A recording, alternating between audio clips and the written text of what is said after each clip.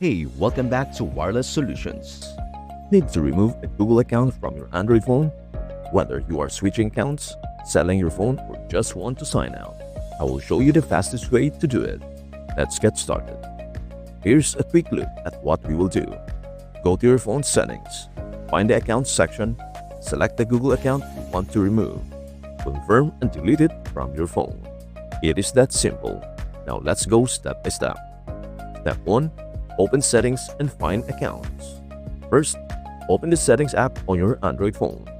Scroll down and tap Accounts and Backup. If you don't see that option, look for Users and Accounts or Passwords and Accounts. It depends on your phone model. Step number 2. Select your Google account. Next, tap Accounts and select the Google account you want to remove.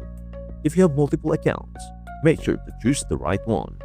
Once selected, you will see account details. Now, let's remove it. Step 3. Remove the account. Now tap Remove Account. You'll be asked to confirm. Just tap Remove Account. The account will be removed from your phone. But don't worry, your data is still safe on Google's servers. If you are resetting your phone or selling it, this step is very important to ensure no one else can access your data. And that's it, your Google account has been successfully removed from your Android phone. Before you go, here are some quick tips. If you want to add a new Google account, just go back to Settings, Accounts, Add Account. If your phone is locked with Factory Reset Protection or FRP, removing the account is necessary before a reset. If you want to completely delete your Google account, you'll need to do it from Google's website.